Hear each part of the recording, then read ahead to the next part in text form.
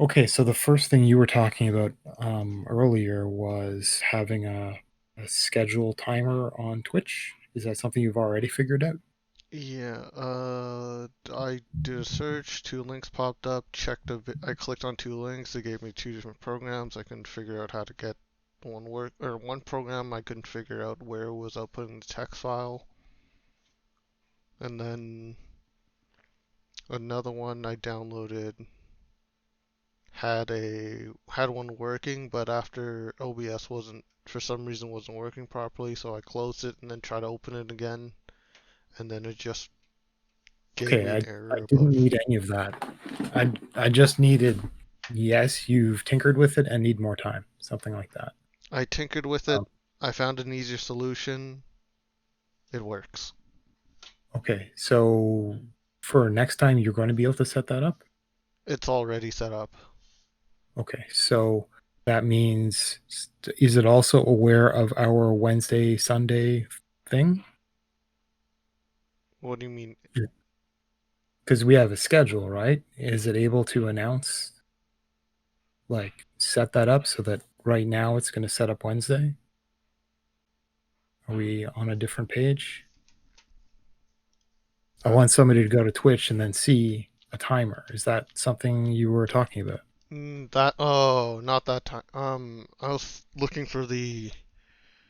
I was trying to set up a countdown timer for breaks and such, but that it's some. It. That I have a clock. That's fine. So the problem is time zones and people knowing ahead of time when the show will appear. So there would be like a thing or a video or something or a listing of time zones, or I want a person to go to wherever That and was know. set up at some point. I know that's set up because. So if you click on the icon itself, or the I don't know what you're talking about. are you on the Twitch page right now? I'm in a moderator page. I don't know how to get there. So if you just go Apparently I to, don't. pardon? Fuck. This interface is terrible. Yeah. So if you just click on the icon, then you What should icon? There are the many icons. you're right. Where just click on the name, What name? Lucid Indifference. Where? You mean at the you mean underneath the video on the left hand side Yes. where it says Lucid Indifference twice for some reason? Yes. Okay, what about it? You should see home about schedule video. If you click schedule, it'll show you. Okay, so okay, and it's localized to the viewer's time zone then, yeah? Yes. Okay. Okay, so that ought to work, and I see it's showing us. So why does it show last Wednesday? That's rather weird. It shows the set where we're scheduled to talk. And Huh. I'm very confused. Okay, well, if this is the built-in thing, then we it's can always yeah. improve on that if the need arises. Okay, so that was a success. So you remember how I was talking about keeping notes and writing down your successes? This is an example of something you could have written down as a to-do item that you could have checked off. And if we come back in 1 week and you have to think back on what you've done with your life, you won't remember this unless you've written it down. It will just become kind of faded into, yes, I've been alive, and you won't really know what's happened in your life.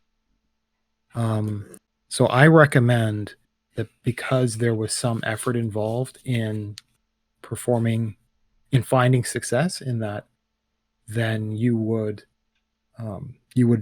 note it even if you didn't have it as a to do item. And in the future, because I threw what, three like little notepads at you. Do you know where they are? Right here.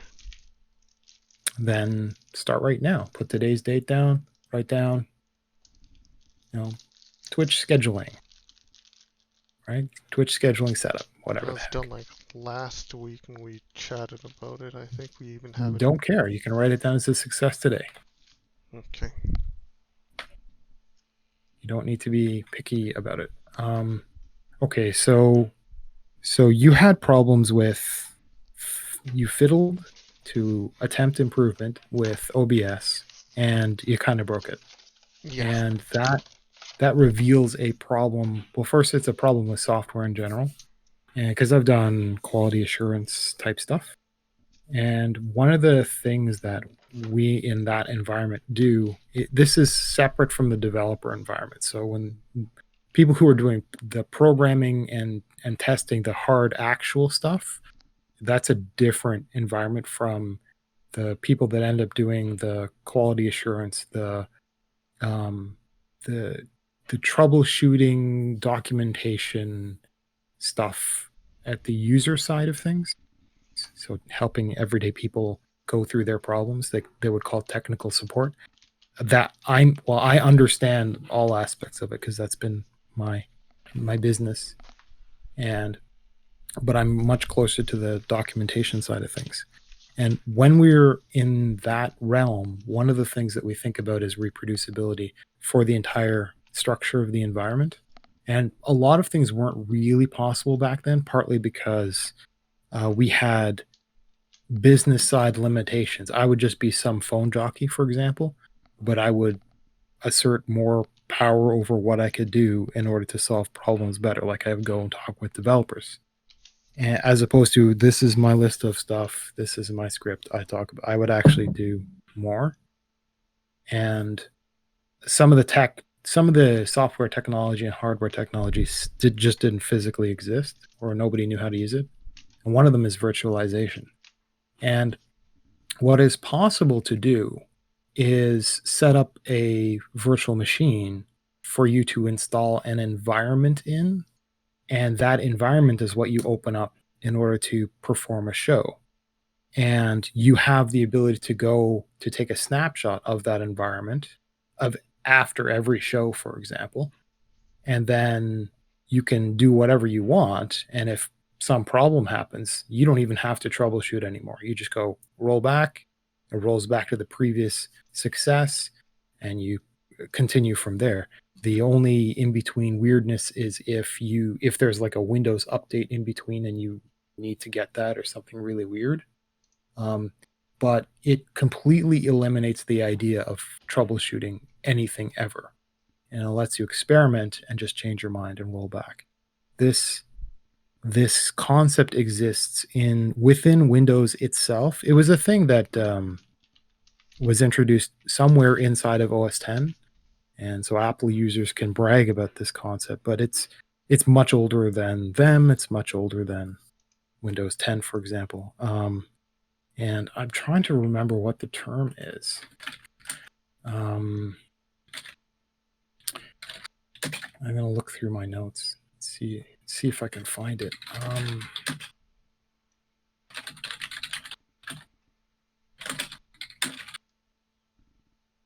It's not. It's so you can set up virtual machines, but that's not what I'm thinking of. Clean Slate is one of the programs that I use, but the concept is called a steady state, and I was aware of this since Windows XP. I actually can't remember. I think I bought a piece of software that let me do this, or I don't think they gave it to me. Um, but I'm pretty sure I didn't pirate it. I'm not sure because back then I was back then was a totally different world, and so it even operated back to like Windows 98 type stuff. And the idea is that it would uh, inject itself into the structure of the operating system, and it would keep track of the things that were going on, and you could roll back the state to some snapshot point. So a piece of software like that on maybe your computer or managing that user would let you just snap your fingers and solve that problem. And there would just be like, so there would be your operating system or your operating environment might be controlled like that, but there might be storage space that you might choose to not do that. There's something called shadow copy in Windows. It was supposed to not be there, but it was found and then made available again. Um, and shadow copy is available in Windows 10, and it keeps revisions on files, which is not exactly what you want. So either a virtual machine environment or a steady state environment would would solve your problem. Um, and so I'm not sure if that's something for the far future. I mean, it's something I'm kind of going to note by talking about it now, but I tend to not listen through the entirety of a show right now because there's not enough of an audience. Um, Okay. so I'm not going to listen to this in the future and then write down notes necessarily. So if you want to for the future, you can toss in your to-do notes, steady state, and I'll type stuff to you in Discord. Wait, steady state for which part? It's just a phrase called steady state, and you can, for example, try something like these guys. I used an old version of, but I've got lots and lots and lots of notes, and there are. Okay, so you can write that in your to-do list as maybe some far dream in the future, and you can work with me and I can help you find solutions. This is not for now because it's too much effort. There's other more important things that you could work on, which it's return on investment. So there's stuff that's more important now that is essential for actually bootstrapping for booting up the show, right? There's stuff that's going to pay off bigger, but later on, um, it's not like when you're running out of stuff to do that you would pick up this. It's this is part of the 20% time. The other 80% is working on the essentials. Like you start thinking about, well, we need to think about a logo or colors, or we need to, right? That's the essential 80%. Like we need an auto moderating robot service. The one with Twitch is not doing this or this, or we need, right? So this would be part of your 20% time. So if you make a separate to-do list or just shove it at the bottom of your to-do list, steady state, Yeah. um, then so this is me riffing off of the problem that you just had as we were starting up. So um, what you just experienced perfectly highlights why we quote unquote start the show early, because we can hammer through this stuff. And 15 minutes is not going to be fast enough for actual big troubleshooting. It's just kind of for running the checklist through. So, in some sense, you have to start on your own sooner than that. And I guess it would be you and me just doing voice checks or whatever other kind of like the streaming test concept was still a good one. Like we'd have a separate Twitch account and stream into that to run a quick test and then pull it back and stream into the real thing for the actual show. That's still an option that we've thought about before. So I don't know if that's for the future. So okay, well that was a bunch of stuff to talk about. I did take some notes, although I didn't take notes as they came into my head, which is something I guess I'll work on in terms of stuff to talk about. Um, and I like talking about random everyday things because I'm an expert at the things that happen to me in my life, and that tends to be something interesting that I can talk about. Um, so yesterday, I was completely wrecked, and I kind of felt it the night before. And this kind of happens when I'm not particularly well hydrated. In the middle of the night, I will overheat a bit, and we have like an aura of atmosphere around us of water that we're constantly. Um, it's not like sweat, but there's just this normal field of water around us, and this is part of what protects you if you were to reach your hand into. Oh, I want to say liquid nitrogen, but don't quote me. Don't actually try it.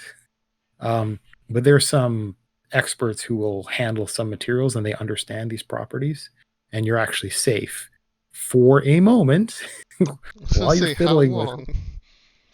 Um, I don't know. Like you can actually see some videos where it'll be a good 5 seconds or so where They'll actually like be handling the ice, the shards of liquid, whatever the heck, liquid nitrogen, or not liquid, God, uh, Dry ice.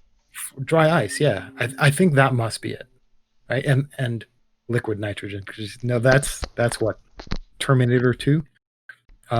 So no, not that stuff. Definitely don't do that. But and it's precisely because we have it's not the fact that your body is warm and it takes time for it to cool off. That's not what's protecting you. It's the aura of liquid around you. Anyhow, so that happens at night, and that's part of why you're a little bit dehydrated, but also because your body does what it does, and you need to pee when you get up, or I do. And there's a combination of your perspiring moisture and your body is pulling moisture out of your body in order to make your urine, and so you kind of get dehydrated. So you go from grape to raisin overnight, and if you in my case, if I don't drink enough water throughout the day before, then in this case, I developed it in the middle of the night, and I woke up with a headache, and it was a pretty bad headache. It's a very specific headache that has to do with dehydration, and I can say it's dehydration because these are headache is one of the main warning signs of actual if you're in a desert dehydrated, and if you get a headache while you are doing stuff, like if you're in the heat, or for example, you need to, it's already too late. You have done damage. You need to get out. You can't just drink some water and keep pushing. You're done. And in my case, I was done, even though I recognized it, started drinking water, etc. 6 hours later, I still had the headache. That's when I decided to take an acetaminophen, that's aspirin, and it still didn't help. I don't know why, because I don't know how acetaminophen works, and I was out of ibuprofen, so that's Tylenol, and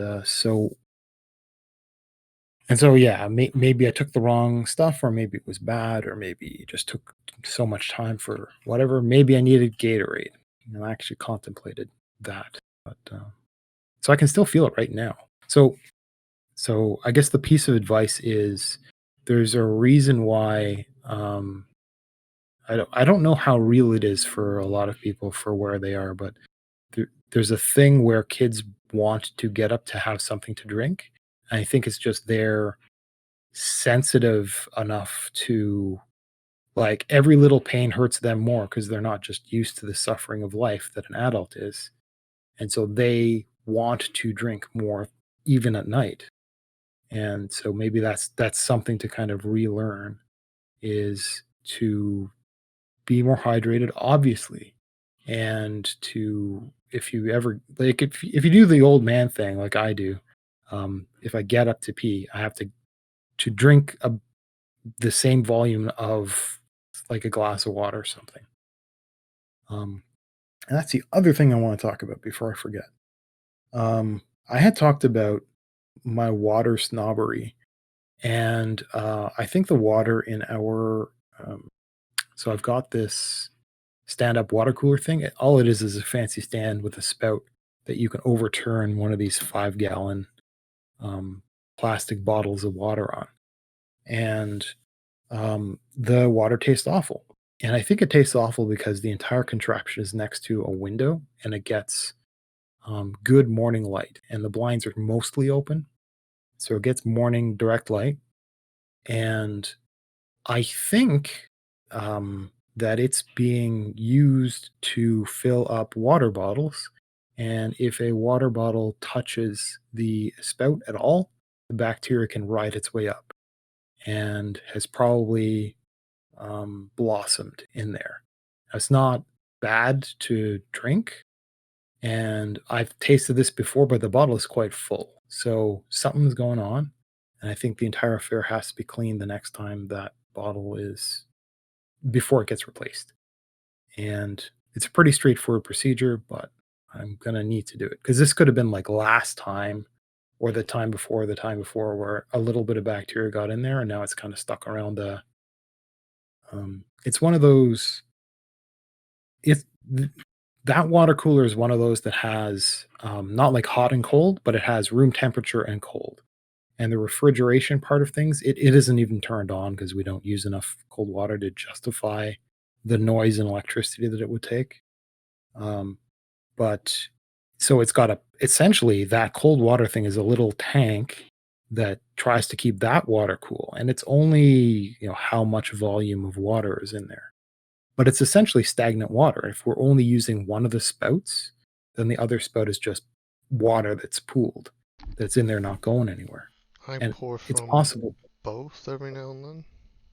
Yeah, I tend to only go for the one on the left, so it's the one that's just the regular. It's a straight pipe through from the bottle into that spout, and I tend to not go for the other one. And I think this means that if you change bottles in between, you're still got the stagnant water from the previous water bottle in the quote unquote cold water area. Yeah. And I think that's how bacteria can persist from bottle to bottle. So it's a problem that seems to be unique to refilling a somebody's little canteen, or and being next to a window, and being a refrigerated capable um, stand, and not being plugged in and not being used. So it's a combination of a bunch of stuff that means that it is pretty foul tasting water. Um, so I don't mind switching. Having said all that, I mean, I don't mind switching to Diet Pepsi, but caffeine is a diuretic, as I've said before, which means your body will retain generally less water, which is kind of defeating the entire purpose of staying hydrated. But it's better than just not drinking anything. So, um, so yeah, that was, and I'm a day later, and this is the same reason I don't drink alcohol. If you'll excuse me, I'm actually going to open a. This episode is brought to you by Diet Pepsi. Um, and uh, I'm sorry, that ad spot just wrecked my train of thought. Um, Something with Diet Pepsi being diuretic. yeah, so caffeine is a diuretic, so it's better to drink a soda than nothing, but it's better to drink water than anything, really. Um, uh, Fruit juices have more sugar than soda, and soda has sugar. And even if it doesn't have sugar, it has caffeine or aspartame or something else. So, generally speaking, water is amazing. And again, as I've said before, I'm a snob. So, um, it's, I mean, I guess the alternative is what? Tea. Um, if you pick your tea, it can have less caffeine. I've never actually tried decaffeinated tea. That's a thing, isn't it? That's a I thing. think I've heard of that. Um, that sounds like an awful experience, but then again, like decaffeinated anything sounds kind of awful. It's not that I have a dependency on caffeine, but I don't. I don't know. It just seems a little weird. It seems a little processed to me, which is strange, considering coffee and tea are already kind of processed. So Yeah. maybe decaffeinated um, coffee and tea is something that I should explore. I have coffee. Coffee's on my, what would you call it? Like my restaurant. Uh, what do you call it? A restaurant where you've got like the menu, I guess I could call it. So coffee's on my menu. I don't particularly like coffee, so maybe it doesn't matter if I get decaffeinated coffee. And why would I be drinking it anyway? Okay, so yeah, the entire point of me getting and drinking coffee is to have the caffeine to act as an appetite suppressant, which is also very good at. And I did that when I was experimenting with dieting because it really helps if your body will complain miserably if all you're doing is eating. In my case, I was only eating beef to experiment with that.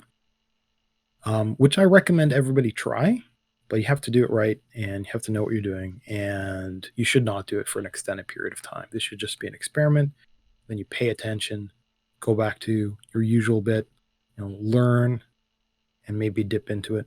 I think for a lot of ketogenic diets like that, even maybe something like Atkins, you have to understand how to round it, or you have to just dip into it for a certain period of time and then get back out, be fairly normal but healthy, and kind of seesaw up and down, as opposed to there are some people who fast for too long or who crash into a certain kind of diet and then splurge. That's I don't like the idea of doing that, even though I actually talked to a dietitian, um, and I specifically brought up like binging because I got problems with binging because I like cheesecake and all this kind of stuff. Like, who doesn't? And so I engaged her on the problem of binging, and she said that as long as most of the time, like 80% of the time, you're on the straight and narrow, it doesn't matter if you binge. And I totally don't believe her because I didn't have the time to express just how much I binge when I do. Just be like, I'll have a pie for dinner and then breakfast the next day, and I'll just be wrecked with all the sugar. Um, and that's no, that's not like an exception would be a slice of pie for dessert, just once. But for me, no, it will be the whole meal. Um, so that's dehydration. So I've talked about a little bit about that before, and I do want to end it with dehydration. Most people don't know this, but I know that there's more than this, but I can't remember if there's another one. But the I'm going to say the two main ways that humans die is one is cancer, um, and the other we can say quote unquote natural causes. But what that actually means is almost always it means dehydration. So a person will pass in their sleep because they were dehydrated going in, their body gave out. And I mean, it's not a terrible way to go or anything like that, um, but staying more hydrated as a lifestyle, getting into being a senior, and this is one of the reasons why I've heard, I haven't checked any of the stats on this, why the British in particular have some pretty old elderly people, because they have tea time. And that's although there is the caffeine issue, there is more water being drunk. And I think if it's a lifestyle thing that a person is concerned about their health for the express purpose of life extension, then just drinking straight old water as a lifestyle is a really good idea. Um, I'm a big I'm a big proponent of the notion of ritualizing things that you want to get done right. So for this show, for example, I've I've stressed the notion of it's called a workflow, is when you have this list of stuff to do, you can just turn your brain off and complete these items. And you don't have to think about what order to do things in, how it works. You don't have to remember anything. And this is so that coming up to that moment, you can have a completely clear mind and sit down and get the job done. You don't have to wind up to get there. It's already kind of done ahead of time. And just as you go through it, you improve it as you go through a checklist, for example. And just as long as every time you are in the moment of using that workflow, you improve that workflow, the next time it comes around, it gets a little bit easier, a little bit simpler, a little bit straightforward. Like your window of things to do, of how much time or effort it takes, that window of time shrinks a little bit because your instructions are concise. And so I push for procedure in that way. I'm that type. And that ritualization can also apply to something as foolish as drinking more water.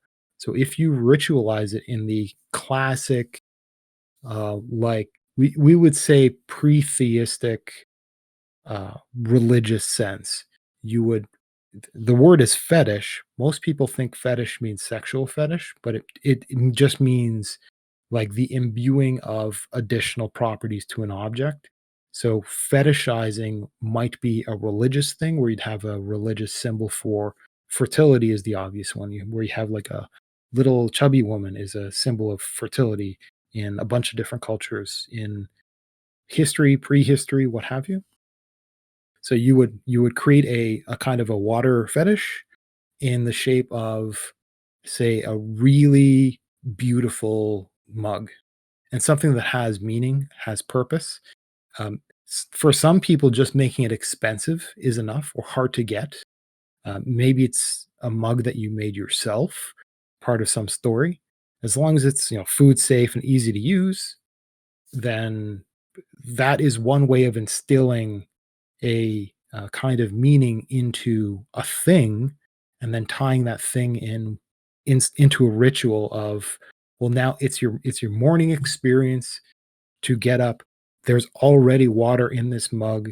You would go and you would cross-legged and meditate and think about the day that's coming forward, or you would look at your diary, and you would drink this water as part of that, the experience of ritualizing it. And all of that is not um, dictated by like the structure of a religion. It's just one's own um, individual process, like your own kind of personal thing. And something like water being added into it, if you have other associated experiences of life, then you can just kind of pull them all together and have water be a part of that. Then you can actually stay more hydrated. I know one woman who her okay, so water is also really important if you're losing weight. As weird, because people talk about things like, well, you have water weight and you'll when you first start your diet, you lose a lot of weight really easily, but that's really just water. Well, okay, so if a person wants to lose weight, one of the things they need to do is drink more water. And I don't understand the specifics well enough, but I've seen a lot of people that are concerned about their weight or just their let's call it their material, their physical health, when they're specifically crafting they have intention in their consumption, that they will specifically go after drinking lots of water, including like trying to sip a very tall glass of water throughout their morning, as opposed to people that wait for a meal or boredom or whatever the heck.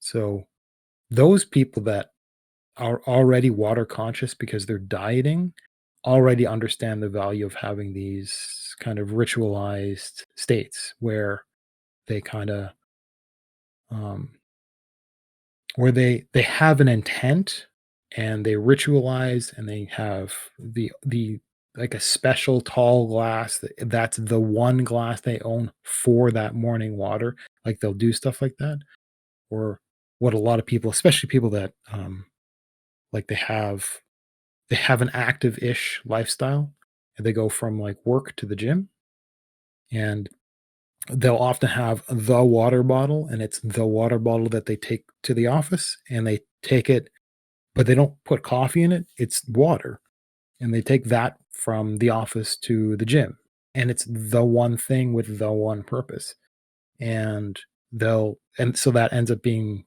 an object for ritualizing, for adding for investing a little bit more interest in the act of working out or the act of just being healthy in general. And that's a reasonable enough note. So normally we would take a break at about this time. So why don't we? Technically, we've been a little bit We'll take a short. break in like 2 minutes, but Well, then I'd have to talk for only 2 minutes, and we'd have to cut me off. So the idea mm, is we start early if we find a natural pause, and just come back on time. Because we need people to be able to know when they will be able to step away for sure, as opposed to just being locked down by us. So yes, taking a break, okay. and we'll come back at 5:30 Pacific, 8:30. I was messing Here's the that time timer. zone up for so long. We'll be back in 10 minutes. The other thing I wanted to, I guess, talk about everyday stuff. So I've been more and more interested in gardening. because of, well, I've always been interested in that. Um, but it's one of those, there's a lot of stuff in life that I've been interested in and then I dabble with. And because I've been interested in it for long enough, I just kind of suddenly am competent at it. Um, and people will misunderstand it as being talent, but it's not. I've just been pondering a thing for decades, maybe. And gardening isn't quite like that. I've been interested in it for a while, but I've got a black thumb, and so there's an entire class of stuff that I can't take care of because it will just die. And I want to, for the first time, really ever, I've got technically enough space and resources now that we have this fancy new internet thing and these moving pictures on places like YouTube where people can actually show stuff and explain stuff better. It's more, it's actually possible for me to grasp the nuances of gardening. So I've been thinking more and more about that. And so I just, my latest acquisition, which doesn't necessarily mean I'll be prompted to use it, but my latest acquisition is one of these fancy, as seen on TV, metal garden hoses. And it's the reason I spent the extra money, and it did cost. I mean, there are really good quality garden hoses, and a garden hose isn't a garden hose, isn't a garden hose. Um, the reason I got a metal one is because it's kink free, and the kinking happens. So you usually spool it on the side of your house or something, and you unravel it, and it always folds back on itself, and it gets this dent in it, and that, not only is that bad because you can't get water through that constraint, but it's also potentially damaging for the actual hose itself. And um and I've already damaged one garden hose. Like, my bad. We need some slap tape and can probably fix that right up. I don't know where to get that, and maybe I should actually write that down. Hose tape. And that's probably less expensive than getting a new garden hose. And so I got this fancy metal thing, and I don't care about its other features. Like, I'm not going to freeze it in a block of ice. I'm not Wait, going to. won't we just get a crimp? What? Or the reason why you don't use tape on a hose is because eventually the water pressure will just push against the tape. Well, there's like special magic tape that's for this kind of thing. Or you could just get Um, something, a seal to press onto it. yeah, I'm not. Again, yeah, it's something I'll have to look into. So it might be cheaper than buying a new hose. That particular hose, it's a small leak, but so it's one of these like little adorable streams that kind of sprays out. It doesn't really do anything, doesn't affect anything, but that's always the kind of thing you want to get on top of.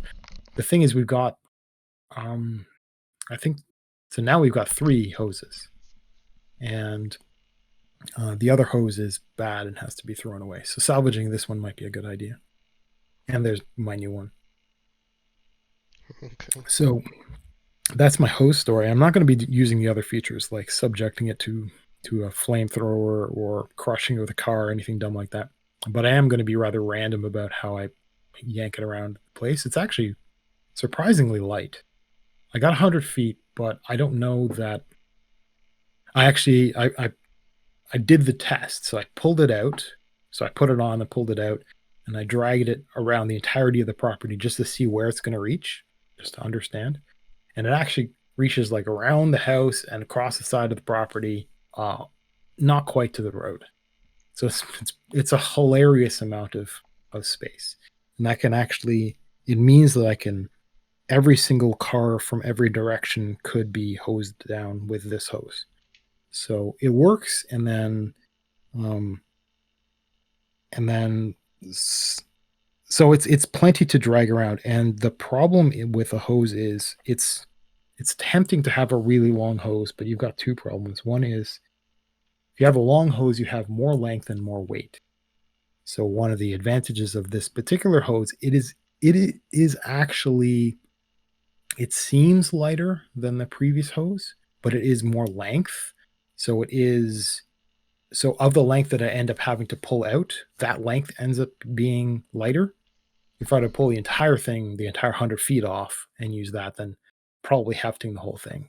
would be heavy, but you only drag so much, and it drags so smoothly across anything because it's just metal. It's a metal shaft. It doesn't catch like the um, whatever combination of material the hose is, because it's not necessarily all rubber on the outside, right? And that stuff has a different friction. So this hose is actually lighter for moving around. There's less friction and there's less weight. So it's actually remarkably easy to move around. But if I only need it for like a yard type of thing, I can only pull out so much. So that's a really nice addition to things. And I don't know if I've already talked about my water weeder, but it is magic stuff. Um, and it has actually worked. So it's a tool that lets you press down and blast water away from um, uh, the Z axis, so vertically down a root, and you can actually pull the entire. And the root is like an incredibly long thing, like the length of a carrot that you can pull all the way out, and nothing will grow back in that place. There is no substance to that weed, and weeds don't just like reappear for no reason. Weeds will reappear when they are reseeded, which means that if you, for example, are infested by dandelion and you want to get rid of all your dandelions, so you can go ahead and you can use this tool to pull all from the roots all the way up all your dandelions, but all it takes is a couple of dandelion seeds to kind of like float on the wind back and come to your lawn, and they will eventually reseed into new. And that's how you get new dandelions. But for other weeds, that's not a thing. Um, they only sprout seeds when the plants are only so mature. So you can um, weed your entire lawn, and it's not like that part of your lawn is going to be blowing seeds over to the other part of your lawn or anything like that. Like if dandelions, if you're not on top of it, and one of your dandelions will very quickly turn into the little puff, it can actually reseed a chunk of the rest of your lawn. And so for the nasty weeds, they're gone. There's some that I'm going to pull out that kind of reappear because I was lazy about some of it, but they're going to be gone too. And so and having a good tool for that is so much better than this fork that I bought. It's like a two prong thing that's supposed to give you some leverage against the stalk to help you leverage out the entirety of the root, but it's terrible. It doesn't work. Maybe I'm just not skilled. I need some more practice, but it really is kind of awful. And I'd rather have a good thick.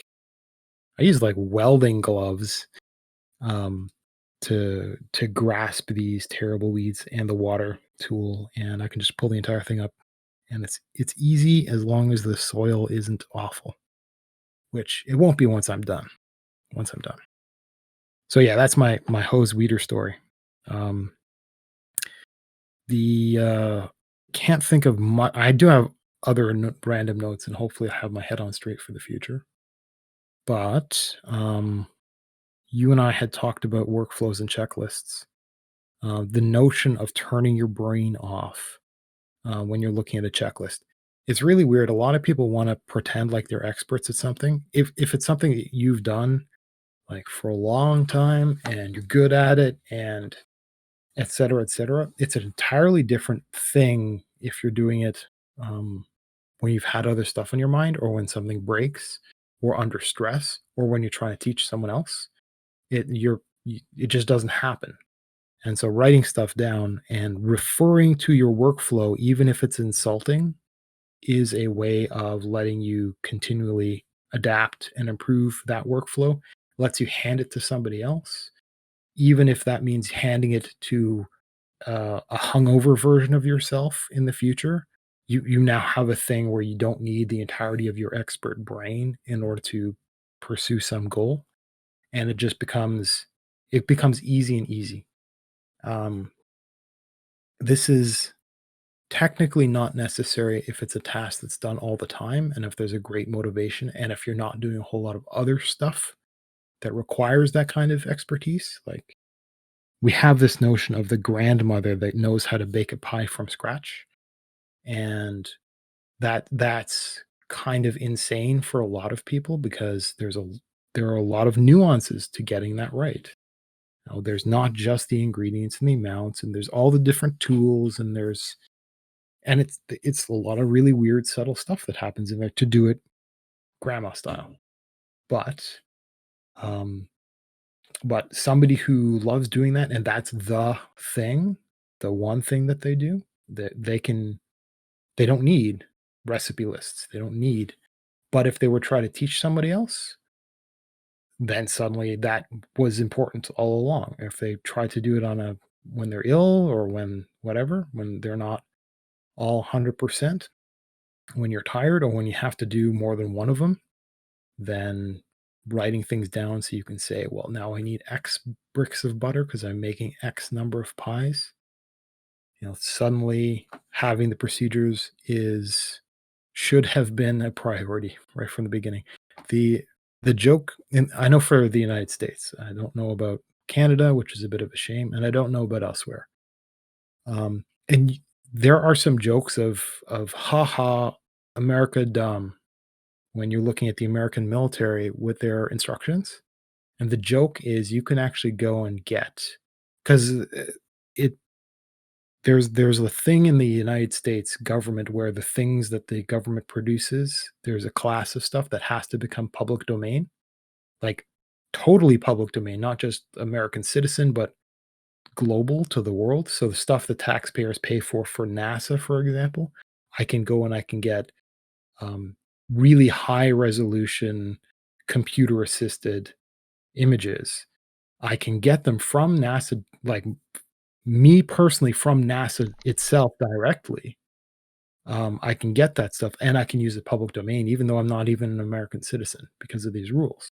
So you can go and you can get a United States military recipe for fruitcake. And this is the running joke is first off, nobody wants to eat fruitcake. But maybe if you're in the military, that's a nice treat. Like maybe that's the level of desperation you need to have.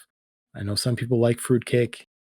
I'm not I'm not saying that you're a bad person if you like fruitcake, but I'm just saying that I would not. I don't like I've tried. It's just not. Maybe I haven't had the right kind of fruitcake. We can have that discussion. And I'd go on a tour of trying all kinds of fruitcake. I probably hate every last one of them, but I'd still do it. Anyhow, the joke is the American military has this old fruitcake recipe, and it's the most blunt, insultingly simple set of instructions. And I can't remember it all because it was just too offensive to stick in my memory. I have better things to do with my brain.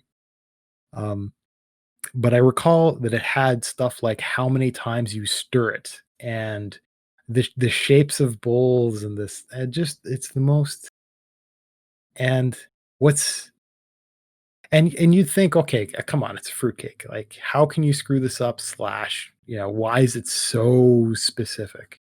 And the thing is, it's so specific because it's in a class of documentation that is supposed to be that specific. And it just happened to have been caught by the rest of its by a whole bunch of associated documentation. It's just done by the same people with the same processes.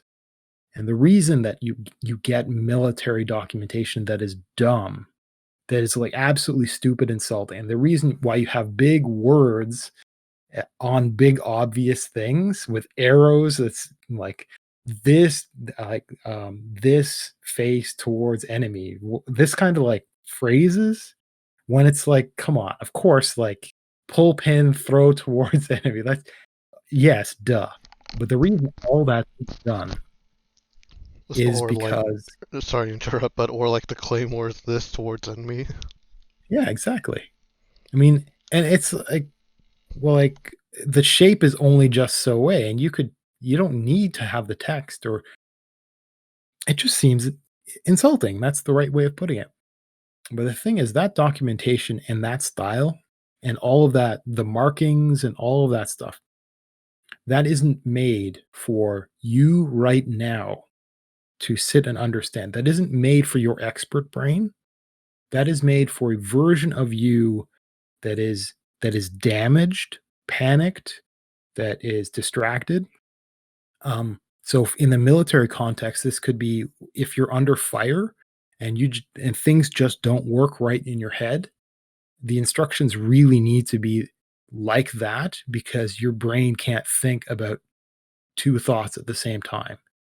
It's it's a kind of near shell shock experience when you need to be able to, repair a thing, prepare a thing. When you're under the extremes of stress, and that style of documentation, that workflow or the checklists is most insulting in the military context because there's a very good reason. It That has directly led to saving lives or, taking the appropriate lives. And so there's a reason for that. And there's a version of that for like if you're under stress, if you're talking to a customer on the phone, there's a reason there are scripts. And even if it comes across as whatever, there's certain phrases that are important to have, and there's certain psychology or there's certain whatever. And coming right back up to you yourself and a thing that you are meant to be expert at. If you create a checklist for yourself, it isn't meant for you on your best day. It's meant for you on your worst day. So it's meant for when you literally rolled out of bed and you have to get into it right now, and you're not your head isn't in the game. If for whatever reason, etc., and you've got this thing, and this thing was crafted by the best moments of every other version of yourself that has used that checklist. Because last time and the time before and the time before, etc., going back to when you started it, you have contributed a fine layer of silt to this, this rock face. You've actually created a foundation, if I can stretch that analogy enough. And so, yeah, that's why I'm a big believer in the value of documentation done right, as long as it is kept up to date. Because boy, can it get um, the moment the people who use it become too too distant from the people that use it and the people that maintain it, as when there's drift. So when the people that use it don't even know who to talk to get improvements done, and they're not the people in charge of the documentation. The people in charge are too slow, or if there's too much of a chain of procedure, then it becomes nightmarish, really nightmarish. And a lot of people in actual technical support or sales, they are like that. They're subject to rules, and there is no mechanism for them to provide feedback, and they're not necessarily allowed to wing it unless they earn their way up unless they earn their way up into the class of people that can just kind of like skirt the rules because that person's a good performer. They don't stick to the script, but they don't need to. And you can see, the results give them this kind of power. And in a lot of businesses, that's not going to be most people. Um, so most staff are not going to be able to avoid the problems of the scripting of their workflow. Um, yeah. So anyhow, on to something else. So the workflow checklist, the setup and tear down is something else I want to talk about. So the tear down for this particular show, part of the problem is making sure that every day there is some content on. In this case, we're still thinking about a YouTube channel. So we understand the scheduling well enough. So we understand the Wednesday, Sunday thing. And the next would be understanding what happens in between those days. And we mapped it out, and I like the way it's mapped out. So the mapping would be, so for example, today is Sunday, and the next show would be Wednesday. So that means that we have 2 days in between to fill. So that means tomorrow there needs to be something up, and Tuesday there needs to be something up. And what we would normally do is we would take this Sunday show, possibly like normalize the audio or do um, noise reduction, things like that, and prep it and upload it on the day before the next show. So that would be Tuesday. So that's one day that's filled. There's that opening, that one hole in the schedule of Monday. Well, what do we do about tomorrow? So the idea was that we'd have some sort of preview clip of the next big upload. So of the Tuesday upload. And so my teardown needs to be that. So I have a job of prepping a clip of some sort. And the thing is, what I would like is that every single day at that particular time, there is content. So it would either be a live show, a rebroadcast, or one of these clips. And it would come out at what is it? 4:30 Pacific, 7:30, no, 7:30 Eastern, right? So that would be the schedule. And the idea is that I could get stuff to you and YouTube has scheduling built in.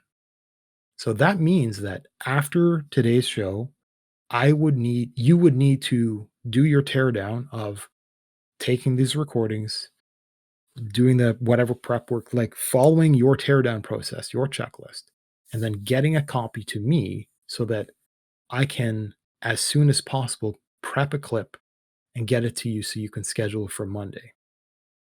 Now, the um, what you are worried about is getting the scheduling and the uploading done on time. So I need to get it to you essentially between now and sometime like a half an hour before quote unquote showtime for Monday. So I think my goal is if on your end of things you can get the data to me ASAP after a show, then that means that I can process it probably tonight and then prep it for you and return it probably tonight. And then you can do it at your leisure tonight or tomorrow. And so what this ends up doing is this it kind of sucks. So maybe I want to think of it a different way. Maybe what I want to say is um I don't like the idea of you having something to do outside of the normal scheduling of this show. Not I don't want it either. Um, so maybe what should happen is since I'm thinking live. So maybe what should instead happen is you still have your tear down, and then maybe it's only 15 minutes once you understand. Maybe it's at most a half an hour after a show to tear down, go through a checklist, make sure everything is wrapped up, do the backup, get the data to me. Okay, maybe that's your half an hour after the show. And then maybe my teardown is going to be other stuff. I don't know. We'll figure that out. And tomorrow I would have showtime, even though nothing is going live. We would both have something to do. Your showtime going live would be nothing, right? My showtime would be prepping the clips and getting them to you before end time. And I guess what I would do is in the 1 or 2 hours, I would fiddle to get the clips done and get that to you. And then you would fiddle. And then by end of showtime, I guess, like our normal 3 hour, 3.5 hour stretch, before the end of that time period in that off day on Monday or on Tuesday, or Thursday, Friday, Saturday, at the end of that showtime, you would have uploaded and scheduled the clip. So that means after the show, you get me the data, and then before, and then tomorrow around showtime, normally, I would give you the clips. I would return it, and then tomorrow you'd have a job to schedule, and you would be able to schedule both Monday and Tuesday. So I'll give you everything up, and so we have like one extra day of stuff to process, one extra.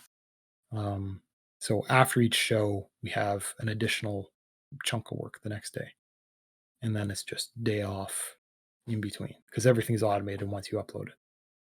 So, um, so I will edit.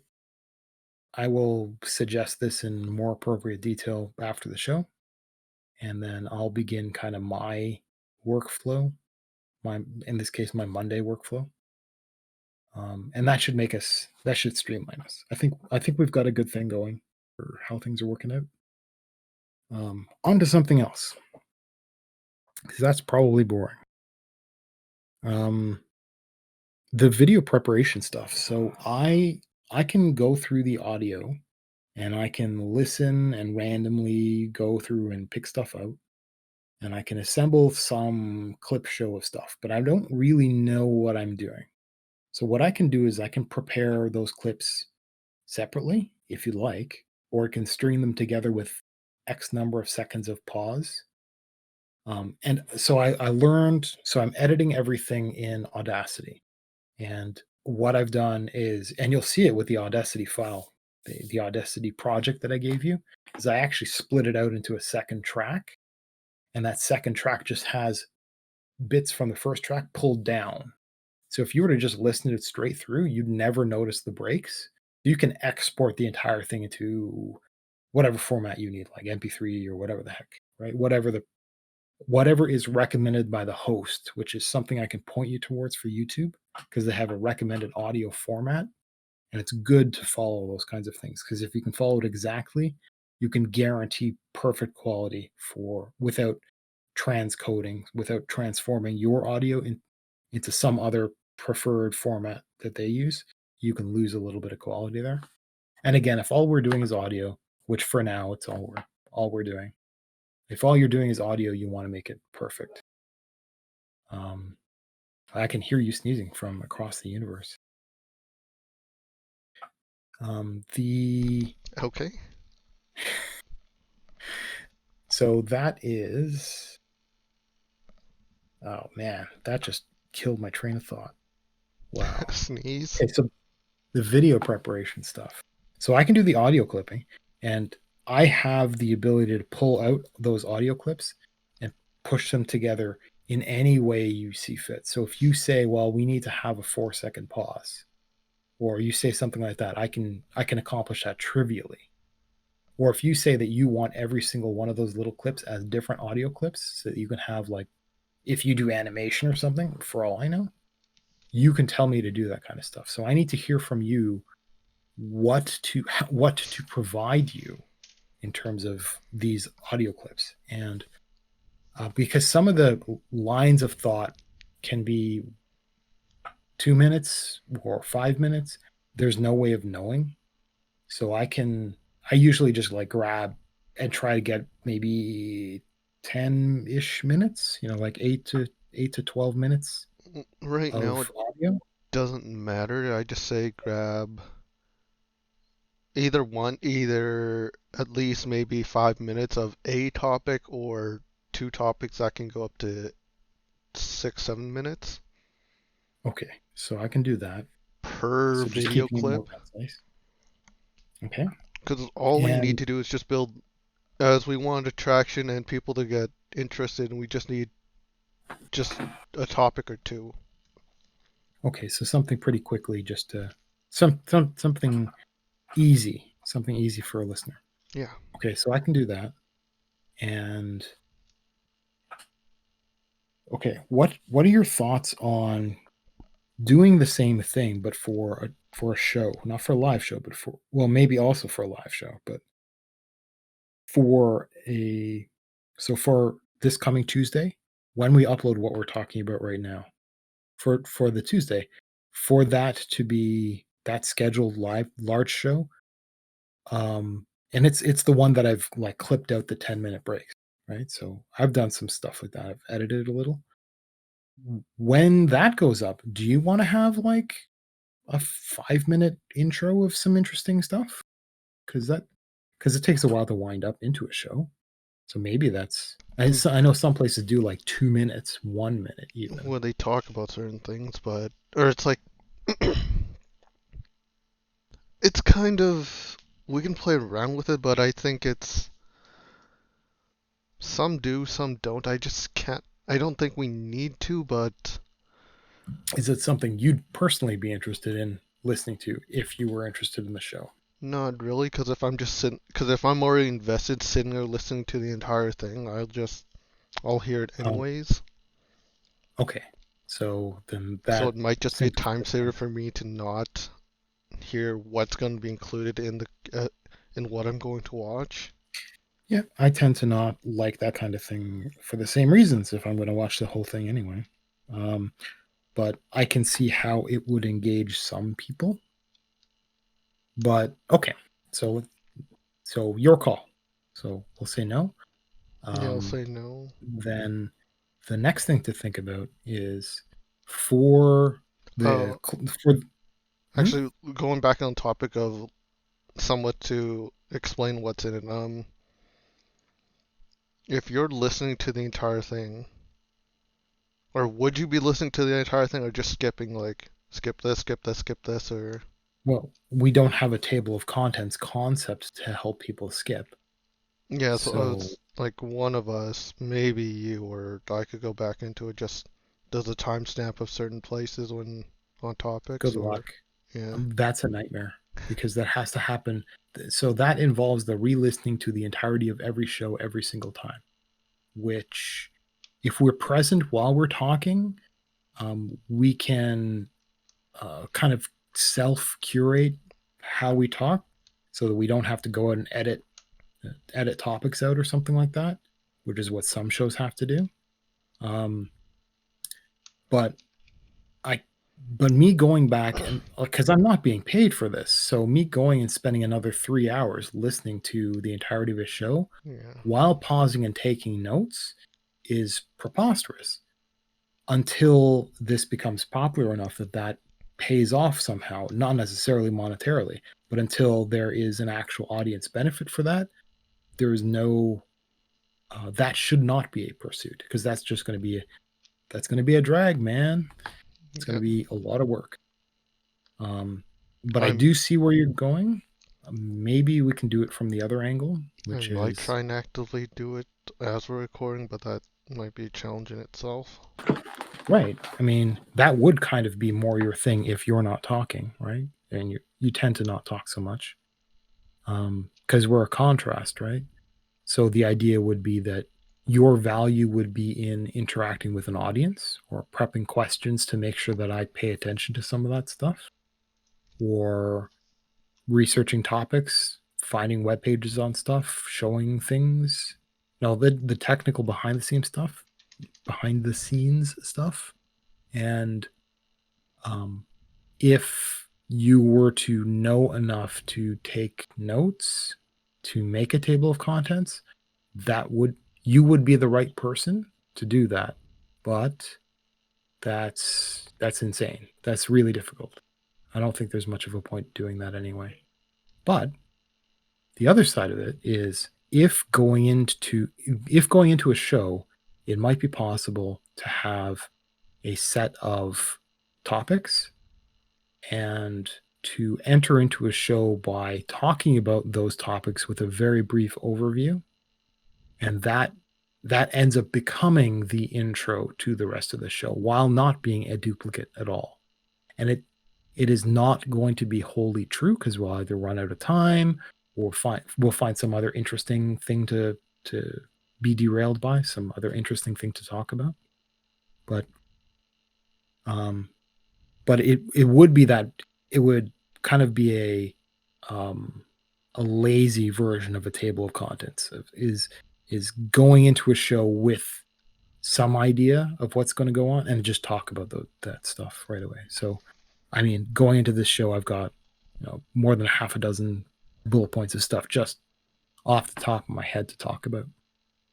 And this video preparation topic was one of them, even though we went slightly somewhere different.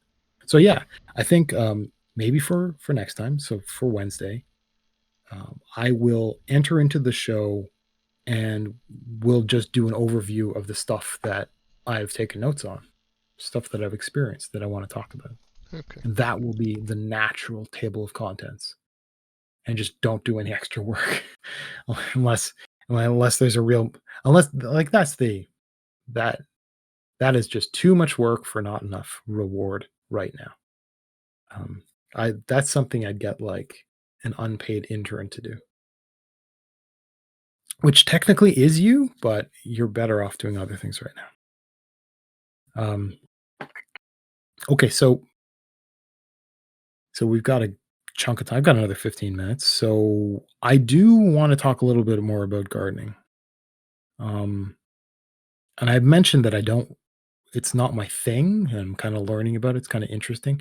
I think a lot of people have kind of a handyman side of things where they want to understand how things work, how things are built. I happen to really like watching the instructional videos of people who are experts compared to me. Doesn't mean they really know what they're doing, but they're accomplishing something that I it's not necessarily a thing that I want to accomplish myself, but I'm just fascinated by the non-arrogant demonstration of expertise. And so gardening is kind of in that realm, is near that realm for me. And I'm these days getting interested in what I can do with a terrible backyard if I don't want to replace soil, because there are some options. And one of the options is building a what's called a raised bed. There's a container and there's box and there's raised bed. So a container would be like you can use a plain old plastic bag, put dirt in it, and grow stuff in it. If you it's not that easy, maybe you got to poke some holes in the bottom. Maybe you got to make sure you don't wiggle it around too much, or the soil is going to fall out. Maybe it needs to be a certain size, right? Only certain plants can grow in there. You can use like flower pots are the classic container grown plant, but you can use a bucket to grow potatoes, and you can. And there are concerns about food safety, which I'll get into. So that's containers, and a container could be a barrel on the side of your lawn. It could be an old bathtub. It could be, right? It's whatever, right? You're just holding dirt.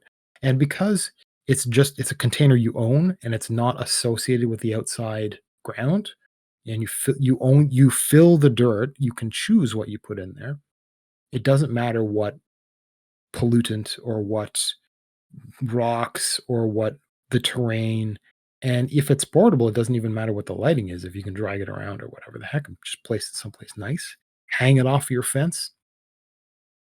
So there are advantages to container farming, and there are even whole containers that you can that are like fabric, that are like little fabric barrels essentially that you can fill with soil, and you can just plunk it down on your otherwise barren yard, and the existing life doesn't really interact with it. It gets rained on, but snails aren't going to crawl in and up, right? So it's protected from a lot of the nature around it. So that you end up having planters like that, which are closed bottom. They're basically containers that are immobile. And so a lot of people will have like little planters maybe on the outside of their windowsill or maybe on the outside of their walkways where they're they're closed on it's like a box with no top on, right? And it's just filled with soil. And so it's very much like a container. And it might be directly on the earth, or it might be up on a pedestal or something like that. It might be on your driveway, your walkway, where there's no earth under it. So that's another thing that I have an option of doing. And again, you get to control what goes in it. So you can put whatever soil you want in there. Things like weeding still exists for something like that because again, seeds can blow in there and take root. And then the other is a raised bed, and a raised bed is it's a box with no top and no bottom, and you put directly on earth somewhere. And the value in doing that is you have true drainage out into your real yard. I don't know why there would be an advantage or a disadvantage necessarily, but this is the way you would do things without having one extra surface that will eventually rot away if it's put on bare dirt. If you were to just put a box on your bare yard, then there's just one more surface of exposure for the wood. It's usually wood.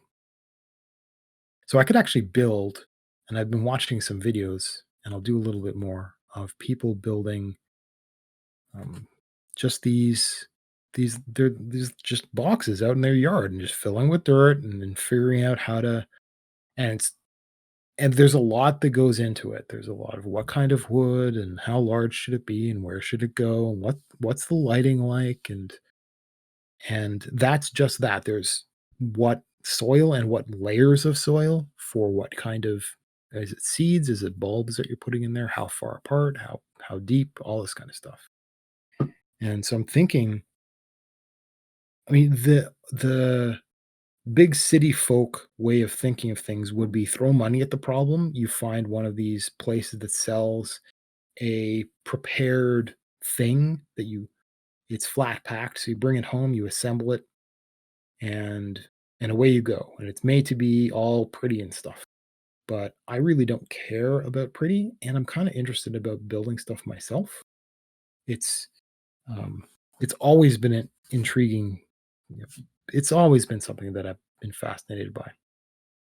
And so I could go down to a lumber store, a lumber mill, or one of these places, right? Or one of these larger places that sells stuff.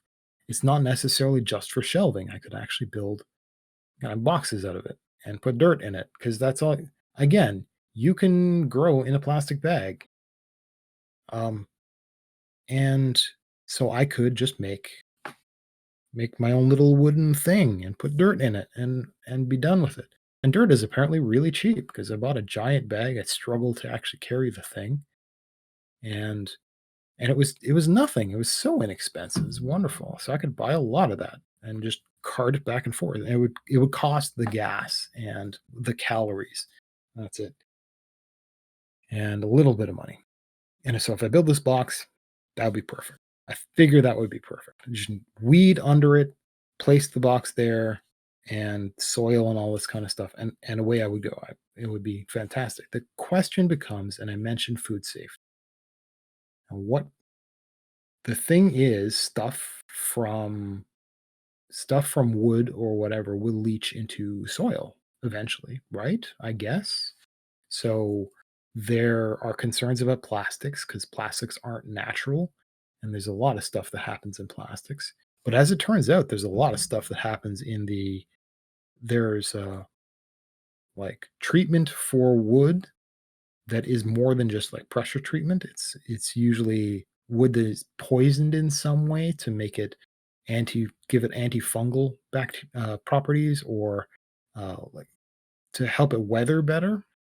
But there are some woods that are just naturally uh, good at that and that wouldn't need to be treated in such harsh ways and would be so for example there are rules for organic farming and they're not allowed to use certain kinds of woods because of these concerns. So for the purity standards of their what would be the term for them getting certification, would they be denied certain kinds of materials and such. And so I'm learning a little bit about, if I were to go and get my own wood, well, it would have to be a certain kind. And I wouldn't want to, I want to start off on the right foot. And so I've got like plastic bins and stuff like that that would probably be good enough to be food safe. But if I want to make it a little bit prettier or larger or out my backyard or whatever, I'd move from the containers that I'm thinking about now into the raised beds, and then I'd have X number of raised beds out in my yard, considering where they are with lighting, and then with how with distance and size and stuff like that, and just have, you know, I think I can probably put in like 4 decent raised beds, and then they would just be covered in I don't know. That would be the next thing. I learned that you can do garlic like it's nothing. It's quite impressive how fast it grows. And literally, you just take your garlic, you break it apart, you eat the little bits, because they're not going to grow into something big. So you break it apart. You leave the skins on for all it matters, right? And you do nothing but take the thing, you stick it in. You stick it in the ground, make sure the pointy part is pointing up. You really give it a good watering. And then for every day thereafter, for a certain amount of time, you give it a slightly less good watering, and it'll literally sprout in a few days. And every single day you will see the sprout grow and it's ready to be harvested as soon as the stalks start falling over and going a little bit yellow. It's something really simple like that. And I totally want to try that. So, scallions, green onions are the first thing, and you just stick them in a cup of water for all it matters. And yeah, they do grow. And the same with, I can never remember the term because I almost never eat these things, but they look like really, really thick green onions. Um, and those, even though they have the roots cut off, you can actually take that and stick it in water and it'll regrow its roots and it'll start growing again. So that I also recommend. I find it a very tough, not a particularly interesting thing to eat. So I'm not too keen on that. And the stuff that I planted in soil just died. So I did something wrong. So maybe they don't have enough roots, or maybe I was mean about not watering enough. Or maybe maybe I just planted them wrong. They're not deep enough, or they're too deep, or whatever. Maybe hey, more to learn. So so probably just scallions and garlic are the things that I can focus on as my first little container baby crops, and then I'll grow up and I'll do maybe I'll just start with flowers or something, and there are bulbs or stuff I can grow from seeds that I can plant in the fall that will sprout in the next spring. And so if I could set that up, then that will it'd be nice to have some indoor plants maybe that'll grow over the winter, and then away I go. I mean, it's only summer, so maybe there's stuff I can do now, but I don't know what I'm doing. I really don't. So yeah, this is kind of my fun hobby. That and this weird podcast. I'm doing other stuff, obviously, but these are my interesting habits. And it's nice to go out every once in a while. I have some bushes I want to dig up. I think um, I do want to do that. Hey, we should probably do that. Yeah, I dug one up yesterday, Um, and as I was going, mhm. I almost chopped. I was bumping into something, couldn't figure out what it was for like two, three times. Scraped it aside. Oh, hey, look, it's covered in plastic. What was? A power line. Are you dumb? Holy, how many times have I said? Wow. It didn't occur until now. It's like, oh, wait a sec. This is. I thought the line was deeper, but actually that Nope. didn't matter because I dug. If you go and look at some point, you'll understand. You'll figure out. You'll realize why. Yeah. Okay. So But it's that's something I didn't exactly what it was. realize didn't exist. Well, I mean, I mean, the thing is, a decent shovel is technically supposed to be kind of sharp, like actually sharp, sharp, not shaving sharp. There's a dude that actually shaves himself with a shovel. That's only because his wife got worried because he was shaving himself with an axe. But real man shaves his face. Yeah. I don't think that's But any better. that's, I mean, yeah, I actually worked with a shovel that was really sharp. I mean, if you And did it with a sickle, I could understand, but with a shovel. well, for shaving, yeah, well, a sickle, yeah.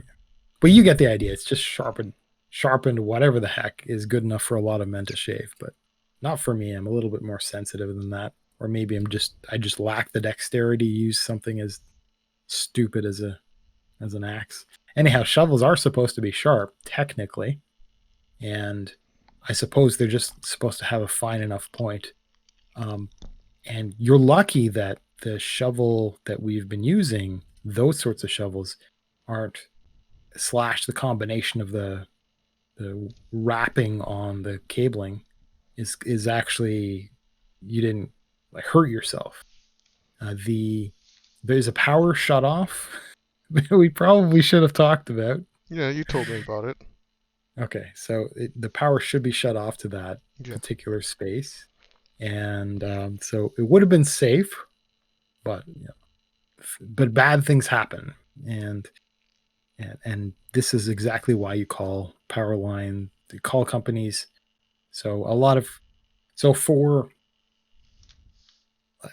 because we have this internet thing, it's actually remarkably easy to submit tickets to your local region. So it's not going to be statewide, it's going to be region wide. It's going to be something like a I know in the United States it's really strange how they've actually got different overlapping zones that have regulations in certain ways. But if you contact your regional regulatory whatever the heck, there are often these online forms that you can submit. Just submit your location and maybe some other information, right? Your location, maybe you draw a map detailing where exactly around your location, not your just address, but you might say front yard and you get a picture and you draw a little box around your front yard. Like maybe that's how you work, or maybe you have to have somebody come out, or maybe find out. It's actually call before you dig is a phrase that gets used because people do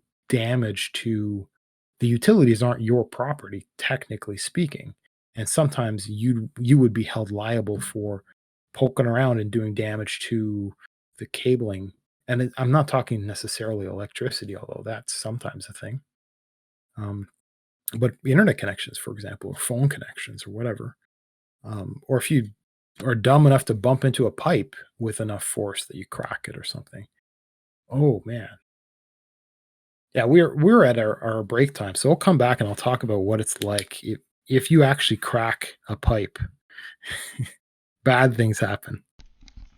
So we'll be back in another 10. Okay. I'm here. Okay. And we Oh, remove we have a these couple two. minutes? Ah, we have like 2 minutes, but I did oops. not know that. Oh, I guess the clock on our microwave is wrong. Oh, that's You gonna be a said it. problem. Probably did. I'm not sure. I'm gonna blame daylight savings time. Yeah, that's it. Okay. Okay. Because that's the only time I fiddle with it, right? I'm surprised they don't sell microwaves that because there's like and I think it's an FM radio broadcast with the current time, and that is used by a lot of devices to automatically set their time. Well, for a microwave to have daylight savings times, it needs to know the concept of a date. And it's just a microwave. All you need is a time. But that's the thing; it could have an FM receiver and it could set its own time Why that way. would you want to put an FM receiver on a microwave? That causes I, that generates its honest, own radio waves that interrupt anything around it. That requires microwaves are different. a freak. No, it isn't. Well, okay, look. It doesn't represent a lot of extra money for that one convenience because there are other devices that do Oh that. no! Once, twice a year, But you have to change the time. Oh no! it's Excluding come on. power outages, where that'll just wipe it itself, and you have to set it again It's anyways. no, it'll do it automatically. That's the entire point. Uh huh. So I mean, just X amount, like every X amount of time, it tries it. And this is a commentary on our times, isn't it? You can have a technological solution for this stuff. And I pay the extra for a microwave that does that? Probably would. I'm surprised the stove doesn't do that either. I don't know why our stove has a clock on it. I don't know if it has settings to start at certain times or stop at certain It times. has a beep down timer for people baking. When Yeah, but it has timers. It has countdown timers and stuff like that. But it doesn't understand time of day, which is probably good doesn't because need to. I I don't want to like coffee makers. I can understand automatically turning on at 7 in the morning or whatever the heck, but an oven, no, that'd be hilarious. A lot of houses would burn down because of something dumb like that. And speaking of houses burning down, if you were to dig and you were to hit a pipe because you don't know how to dig or you don't know where to dig, and you were to crack it, if it was a gas pipe, I actually looked into what would happen here. So if I were to dig in the backyard and I would hit a gas pipe, which I can't in my case, which is nice. Because it doesn't exist, or you actually can't somehow burst a gas pipe? Well, it's a combination of these things, right? So there's a certain depth of certain kinds of stuff, and for the depth that I investigated, I don't have gas pipes, right? So that's something. So if I were to dig past a meter, maybe, but not for me. Okay, so and I actually got much more thorough information anyway, but they're not.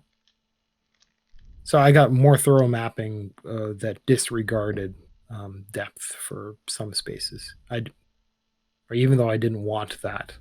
Anyway, if you were to hit a gas pipe, the procedure is like, okay, step one, go in and turn off the power to your house. Turn off all the stuff. Now, call 911 on your way over there. Knock on all your neighbors' door. Make sure that they do the same stuff. Like get everybody out onto the streets. Wake people up and get like the city to come in and turn the stuff off and the fire department and it's just if you the idea in people's heads is if you go and you dig, you could hit a power line and kill yourself. Like you should be so lucky as to save the embarrassment of having to go and knock on all your neighbors' doors and say, hi, I screwed up. That funny smell is us about to die. Could you, turn your power off? Could you come and have a street side? Well, we can't have a street party with a barbecue or anything, but we can talk quietly, I guess. wait for the fire trucks to come. Yeah, so it's so important to call. And this is exactly the kind of dumb mistake that some people have. If they keep ownership over their own property, and there's some places where the owner of the land is afforded a certain leeway to do a whole lot of stuff, which I mean, our rights in that respect really get limited in cities. But some people that are out further away might make the assumption that it's okay, but it becomes important because there could be the weirdest stuff placed in the weirdest directions that they don't know about that are leftovers from other projects or whatever the heck that other people someplace might know about, that you just pick up the phone and call and find out, get some schematics of your area for the layout of certain pipes and wires, and don't take the guess that just because you know where the wiring is coming off the side of your house that you know where the power lines are, because there's more stuff going on. It could be through to a neighbor, there could be some secondary stuff going on, who knows. And yeah, so but for gardening stuff, you can actually, so for my region, I'm able to call not just to get areas of information around the house. I'm actually able to specify depth. So I can say, well, what here within 1 meter, within X amount of depth. And they can tell me what that slice has. So that I actually chose 1 meter because that's a pretty extreme amount, because I was thinking of removing soil and just literally replacing the soil.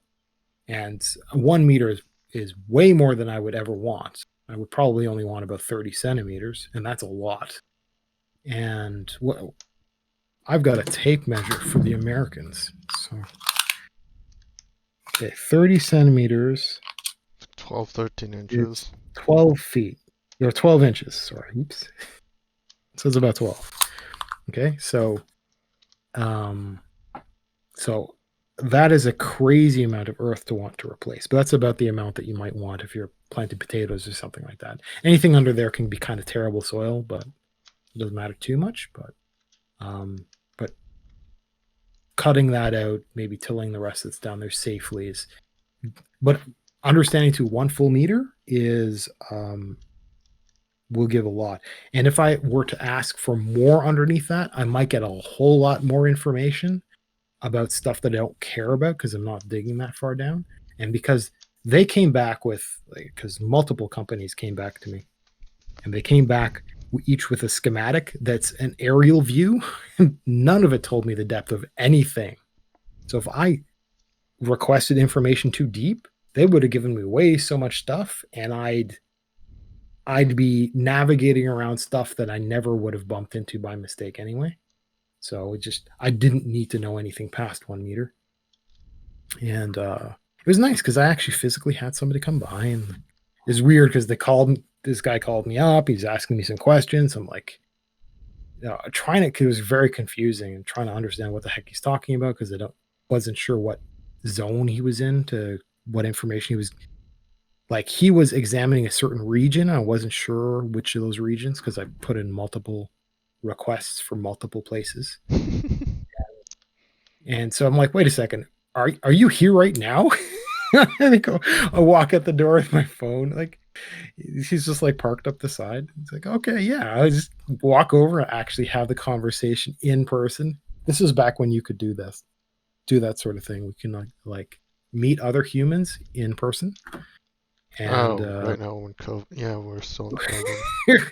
so we kind of walked around the property, pointing stuff out, and you get way more when you physically have a human being with a finger. You can go, that is for this, that is that, and this is really strange. And so the general idea was there was absolutely nothing anybody had that could be within the depth that I was considering for that area.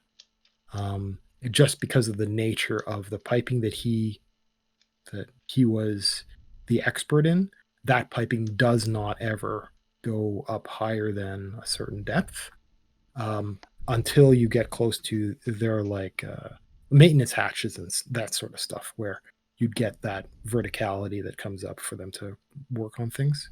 But everything else, all the horizontally run stuff, is all under 1 meter in our case, or even more. And so that was really nice to experience, and understanding going forward this sort of knowledge. So I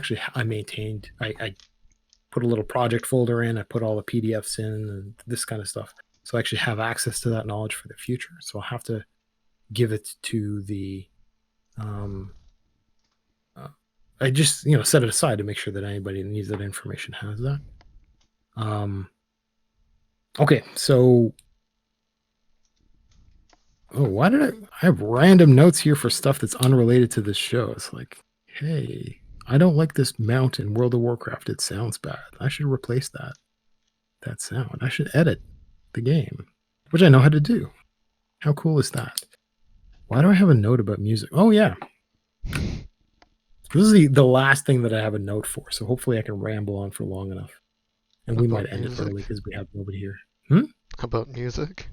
About music. Music is a fairly easy topic. So, no, I know there are people out there who don't have music as part of their as a deeply involved part of their life. So, experimenting with new music, or having playlists, or doing stuff and then specifically introducing music into it as a way of eliminating boredom, this kind of stuff. So other people, yourself included, might have podcasts or something else. I just take a song and loop it, and then just drown it Yeah, out I while do I'm too. playing. And I go and I explore, and I have different. But depending on what I'm doing, I might not want new music because that new music can be very distracting. There's a piece of me that latches on and wants to pay attention to it. But if it's a favorite song and it's a song that I know, I can loop it, and then it just becomes a kind of a catchy background noise. And I really like doing that. But these days I go and explore, and I explore foreign language music a lot. And one of the problems with exploring a foreign language is it's in a foreign language. And so good luck poking around and finding anything but officially curated pop. So the manufactured stuff.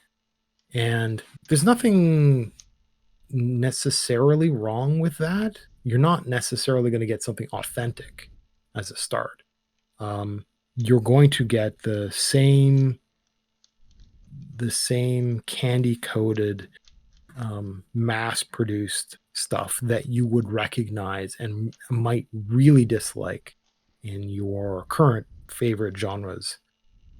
So the there is a sort of sickly sweetness that you'll recognize across any other language if it's a language you don't know, every other language.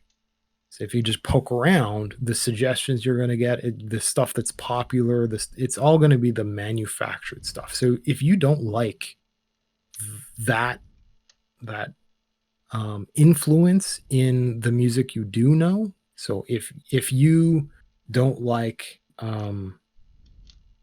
if I can name a band, um, if you don't like Taylor Swift, for example, so that is a well-established artist who, if you didn't know English and you were to poke around and find like famous English singing, and you just like, and find like a top 10 list or something like that and poke around, you might bump into that.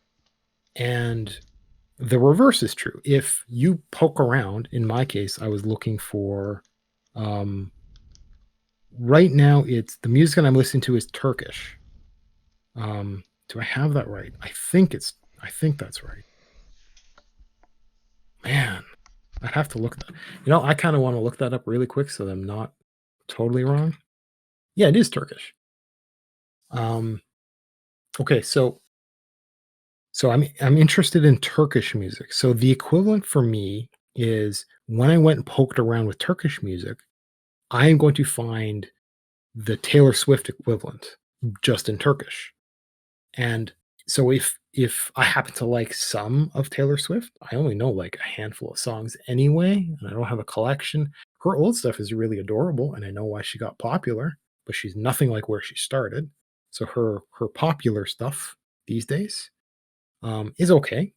And so I'm getting that version just in a different language. So I'm getting a different ethnicity of pretty with a different language with the same kind of tunes with a different twist on stuff because you've got a different audience that has a different background. And so there is that ethnic twang to everything. It's like listening to certain singers that so Taylor is not an example of this, but listening to certain singers that have a background in like country music or a background in something else, you'll hear a bit of that as they evolve. It's the same thing if you were to listen to something popular from some other land, where there would be some upbringing from some cultural thing, and there is some level of the corruption of popularity where things get massaged into this just so that's always pretty in this way, it always sounds a certain way. So that's one of the risks of having explored languages other than English. When I don't understand the language well enough, I end up with the popular version of stuff, which can be really tiring.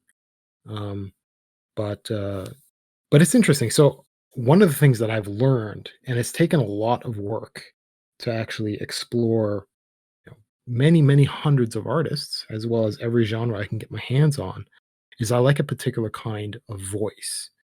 And some people will say something like, "Well, I like this kind of music because it," and they won't know why necessarily, but it is a specific style genre. So the bass works a certain way, and there's a certain so somebody might say, "Well, I like," and they might say, "Oh, I like old-fashioned country music."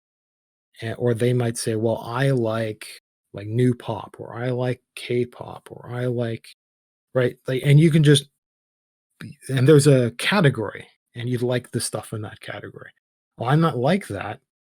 I've found that I like a certain kind of instrumentation and a certain kind of voice, which is technically an instrument. So I like electronic sounds, and that goes through a whole lot of different stuff. And some of that's being brought into pop, into a lot of pop music.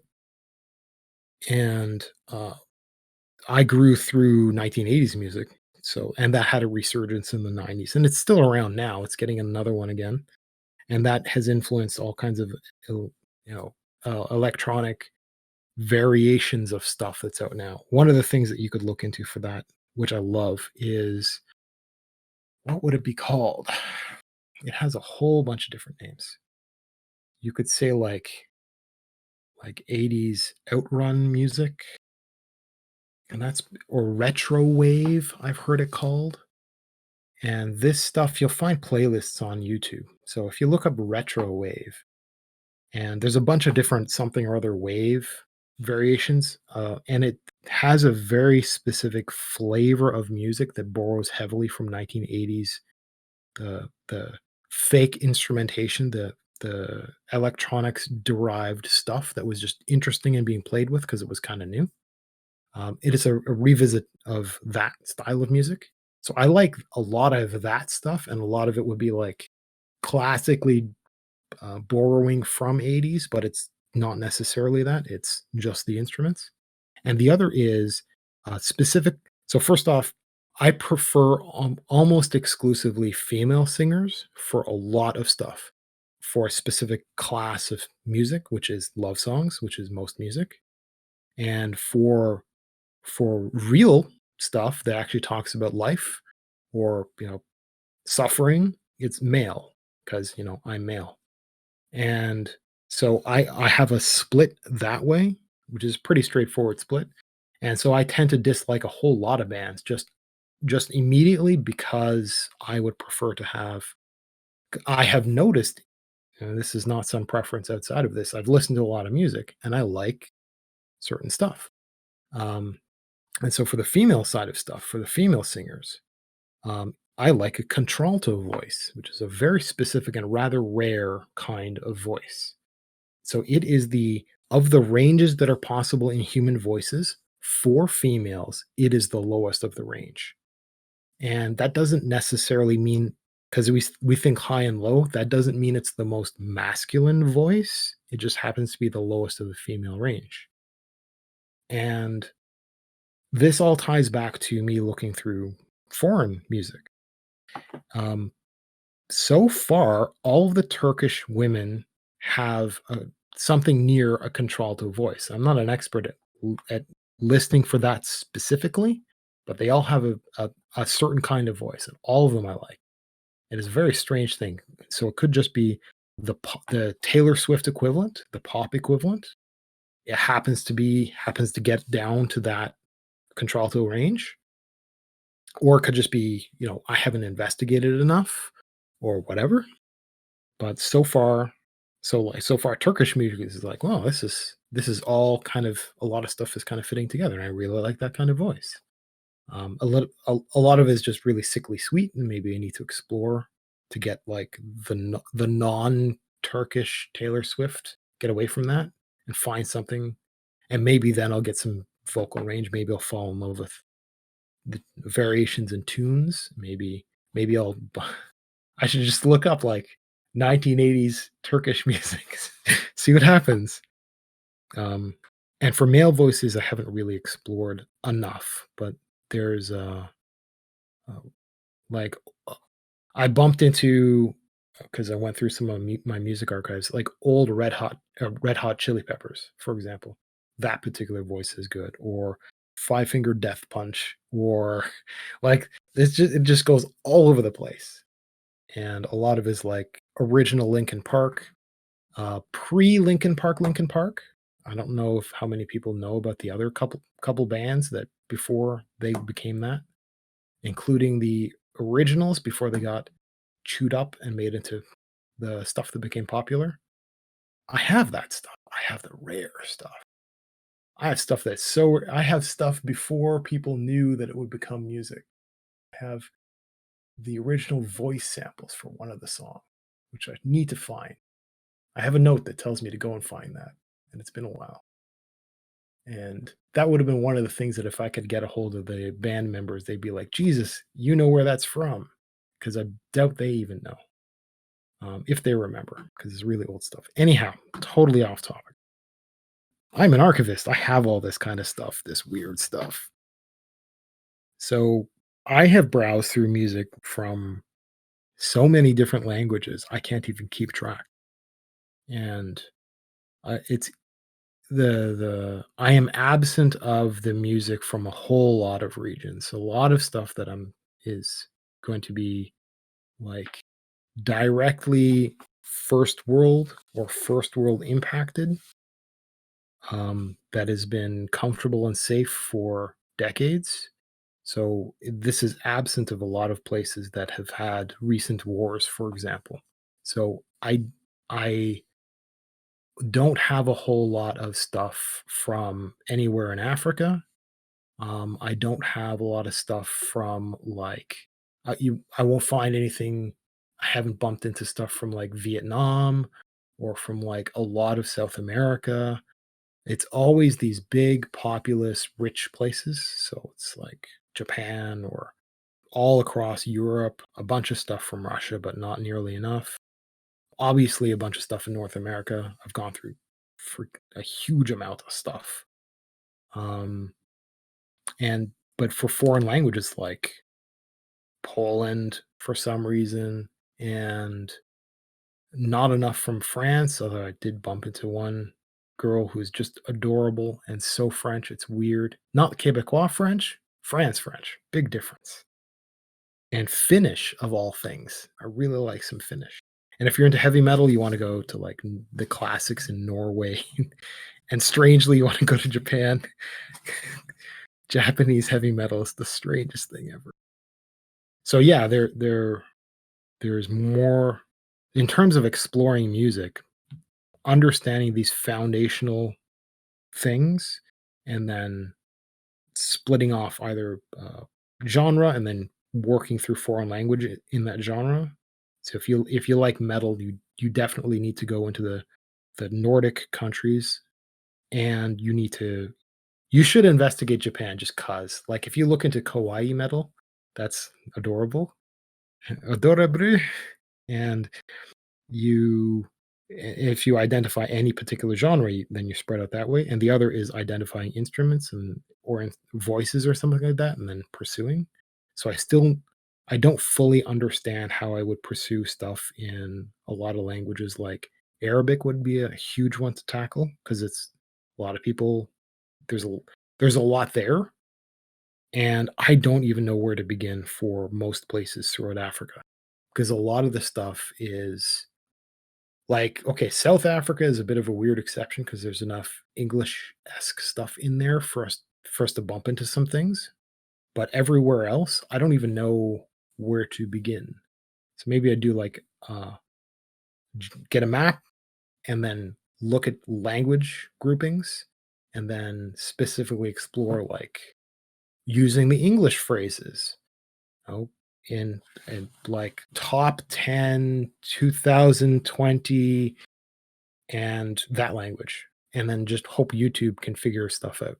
And then from there, maybe use a translator or something like that. But I tend to not do that.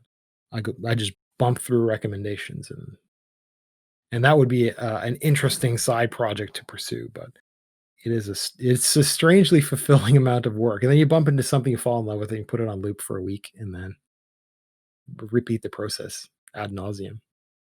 So I'm not necessarily out of steam, but I am mostly out of topics to talk about. And as usual, I Um, got nothing. you because you're useless. I mean, you're Yeah! you. Yay!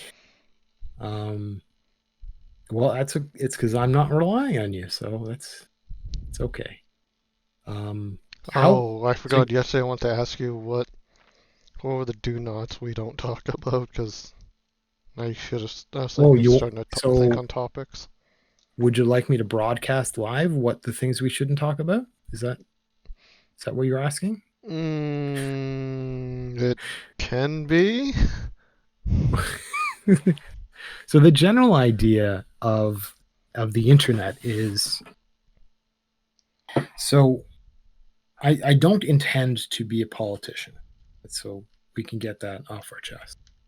And um, I don't intend to be a public face necessarily, but um, I it isn't a reputation that anybody needs to protect, but there's a whole lot of stuff that might be very valuable to certainly to think about in your life.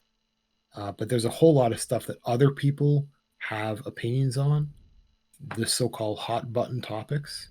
And a lot of that is just the outrage of the day, the 2 minutes of hate, the however you want to think about it, the cycles of like I've talked before, the cycles of things like fear porn, when the media will hype up something. Um, there's stuff that becomes important or falls out of importance depending on certain news cycles, sometimes depending on events in the world, disasters or whatever the heck, or based on like like election cycle stuff, because there's a lot of election cycle stuff, especially with the United States, and a lot of that will poison the media in Canada even, and it's certainly in public discourse because in terms of population, a lot of the population of listeners or just people who interact will come up from the United States. There's nothing we can really do about that. And the general idea is part of it is broadening or keeping a breadth of available interested listeners. And you can't do that by starting to talk about certain topics that agitate into factionalism.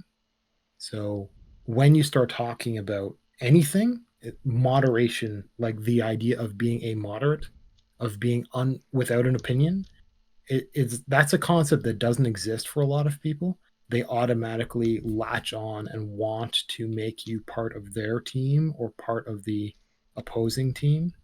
So there's no concept of having a broad listening base because they start instantly becoming antagonistic to one another or to you, or they start thinning out to being just that echo chamber. So the idea is you keep topics fairly distant, detached from certain immediate events. Like maybe now I would talk about something like the tsunami in Japan, and I would rail against Blizzard Incorporated selling a pet and something like that, an inline game, an in-game microtransaction for a pet as a way of supporting. And maybe I would do that, but that's not because it's well after the fact. But even that is kind of in poor taste. Even that is kind of politicized. So it's not. That's an example of the sort of thing you just shouldn't bother doing. So the news of the day, the and anything that has too many people that are angry or passionate in any sense is But in today's world, there's a lot of people who get instantly. yeah. Well, and even talking about them or that is not wholesome. The entire idea is what I would like to do is this is I don't mind talking about life, about things in life that are reserved for adults without being adult topics. I don't mind having essentially the equivalent of like grown-ups talking about random stuff that's suitable for 14-year-olds, for somebody who's interested in listening, right? But it doesn't have to be politicized, it doesn't have to be. And again, this is something that I wouldn't normally want to talk about. So I know a woman who I'm quote unquote met, and she wants to think of herself as a friend, but she's not. Told her that because it's it's internet association. It's friendship through talking on the internet. It's not like I guess there's another class of friend that arises out of that situation, but her belief is that if in the presence of adults, all topics are open, and especially sexual ones. And I told her that that was a deeply offensive perspective, and she can't understand. And she drives everybody around her away because she has that perspective, and she constantly she doesn't understand that she's testing barriers. And that's exactly the sort of problem that can trivially arise if the philosophy of something like a podcast doesn't have good constraints. If you don't understand where your boundaries are and you constantly bump up against them, or you try to use, like, the term in politics is dog whistling. If you try to use dog whistling to bump up against the difficult things, then you end up agitating quite a lot of people. And so the notion is to totally eliminate the topics that that you might want to pacify your speech when you're talking about these things. So you just eliminate those topics entirely. So you just you like talk about gardening. Like it's not. I don't need to talk about the supply chain fears or anything like that. I don't need to talk about the political problems leading to poor or whatever the heck that's directly leading to issues in food distribution. I don't need to talk about like foreign ownership of meat factories. I don't need to go to all those places in order to build a foundation to talk about something like growing your own onions. I can just talk about it. I don't need to have the even as interesting as it is for me to talk about like how important having one's own little windowsill herb garden is. Like I can talk about that directly without having to talk about empty shelves at the grocery store that one time. I don't have to talk about the history of that kind of thing happening under certain circumstances.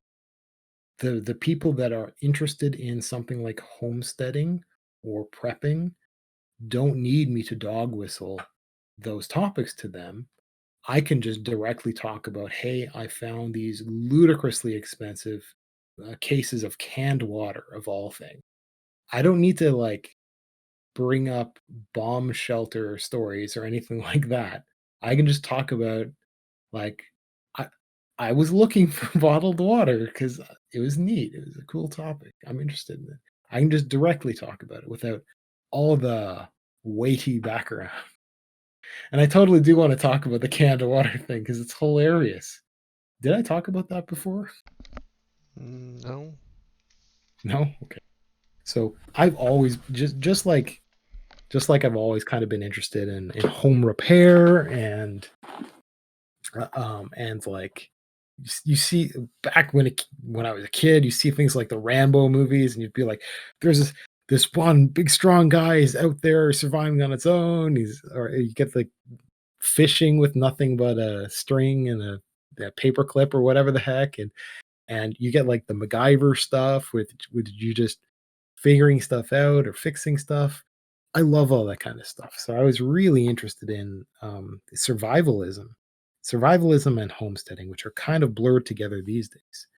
And survivalism is the notion of like, well, what happens if your plane falls out of the sky and you survive and you're in the woods and all you have is a knife? Well, what can you do?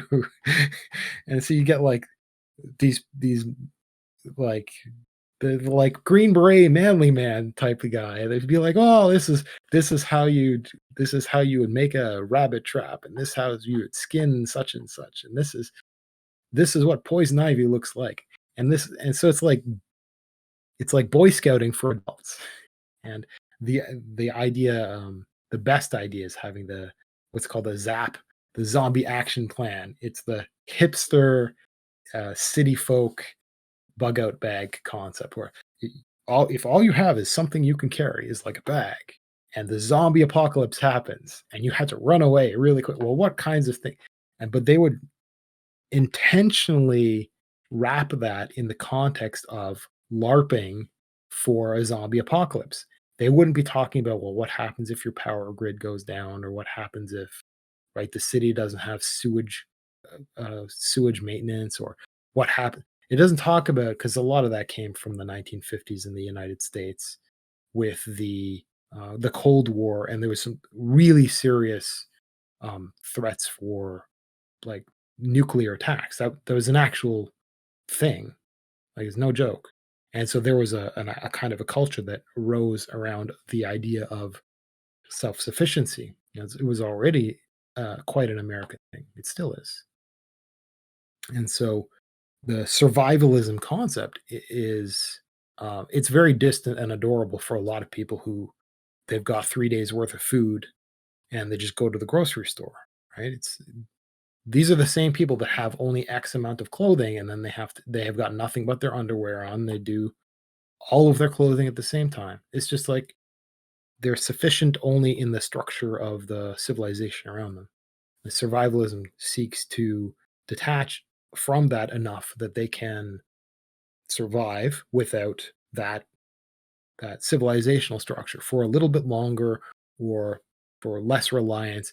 And it's often just fun and hobby. Sometimes it's for cost savings. Sometimes it's because they're just really passionate about not about like reusing and repairing stuff. So or growing their own.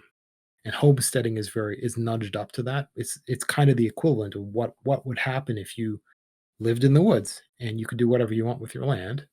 Well, how would you get water? How would you get power? How would you know, grow your own food? How would you be how would you disconnect from the the grid is the term. So for water and sewer and electricity and these are fascinating things to me. And so I've always kind of paid attention to this stuff. The zombie action plan concept was just the most incredibly funny thing. It's like, well, a gun isn't really going to be important because you can't shoot a zombie, and well, shooting it in the head is kind of hard, and so you really want a good like a machete. And other people are like, well, you want an axe, or like, well, where do you get one of these things? How do you carry it? Isn't it kind of bulky and is it kind of loud? And it's just dumb. It's very head canon, very. And you get the conversations about, well, what kind of zombie and but it's still the package of, well, if you just had a backpack, you need to have medical supplies. What kinds of things would you want? You need a good first aid kit. Well, do you even know how to do CPR? Do you and on and on. And it's just that's a large package of really interesting stuff that's been kicking around for decades now, long before I've been alive. And so I've always kind of been curious about that. So I poked around. I poked around partly because I wanted to have because a guy I know, um, he used to do actually like for a living farming, and he talked about his particular concerns about food for his region, and he restarted his own personal gardening, and he made I actually saw him walking through his space. It's a massive, yeah, you live in a city for long enough, you look at these people's like properties, and it's just absolutely staggering how much space they have. And so he actually made a, a I don't even know if it's basically a farm. I can't really call it gardens because his wife was saying that it was 10 times larger than anything they've ever done before. He actually sweated off multiple pounds worth of actual body weight, putting in the amount of effort to do all this stuff. He didn't get it done on his deadline, but it still got done. And it's just a massive amount of rows and rows and rows of stuff. And he was talking about I mean, you could because it's his expertise, that's what he was reaching for. Maybe it was his coping mechanism. Maybe, it's what he could do to help. For the rest of us, it might be just making sure your investments are in order, making sure whatever the heck. So he was doing his equivalent with his expertise, and he was advising the people. A lot of people are talking about, oh, making you should have your own garden. By the way, and as soon as people saw that shelves did not have toilet paper on them, people went, "Oh, well, yeah, I guess I should have thought of this before." And a lot of places had some really serious problems. Maybe I don't know about now. So it's again, I wouldn't want to bring up a lot of the stuff that I've experienced, that I've seen, that I've heard about. Um, just because it's too close to home for a lot of people. So I've been interested in all that stuff, and because there's been a resurgence and because it's influenced somebody that I know who's advised me specifically about this stuff, I've been thinking about it. And I've got powdered food, and it's just part of my diet. So I ate Soylent for a while. I switched to whole food, and it's wonderful stuff. I got the chocolate variety. It's really good. If you're Canadian, I recommend it. If you're American, go with Soylent. They're fiddling with their recipe again for some reason. I mean, it's probably a supply chain thing. They'll give you their excuse is, "Well, we don't wanna have, artificial something or other, so we're switching to this instead," and that's the excuse they're giving, but, it's probably it's business, right? So it's probably a price thing, or it's a supply chain, it's a relationship thing somewhere in business, or a regulation has changed, so they're making adjustments to what they use or how they make things or whatever. So whole food for Canadians, I recommend it. Here's where I would give you a referral link, but they've got like a sampler kit online and stuff. You have to know how to make it though. A lot of people won't like it because they won't chill it for long enough, or they maybe make it too thin. But it's my first experience was it was like drinking a chocolate cake, which is actually kind of bad. But I ended up settling down into a mixture that worked really well for me. It's really good. I make a great hot chocolate out of it. So I've got that. So I'm not really concerned about food, but Um, I am interested in like water. So we get these, like I said, 5-gallon bottles of water, and I can get them delivered, right? So I don't have to fill them in manually at a grocery store or anything like that. So I can actually have somebody drop them off at my doorstep. And so I get that. So I've got them. And I did explain my concern about bacteria for one of them, but otherwise it's a great experience. And so I can do that, and I can have a few days of water around. I'm thinking, well, how long does this water last? Because I can get these like uh, water purification tablets, or like iodine or whatever the heck other materials, and some of them are like, oh, if there's a nuclear fallout, this is like an anti-radiation tablet, and that that's an actual real thing. It's for if you've ever seen the TV show Chernobyl, it actually talks about the little tablets. It's for protecting the liver, and it's only so good and only for so long. But this kind of stuff exists in the real world, and so there's stuff for and there's water purifiers and all this kind of stuff, and it's fascinating to look into.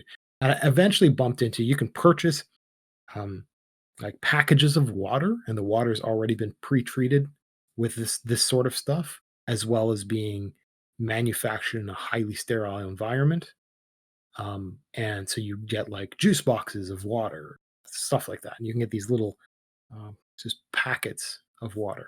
So it's kind of like if you've ever had those popsicles that they come in like little bandoliers of popsicle sticks, and they're in the little plastic sleeves, and they're like just sharp enough that they're uncomfortable, but they won't cut you when you suck on the end. So it's kind of like water packs that are a little bit wider than that, but the idea is you tear them off and you'd have one.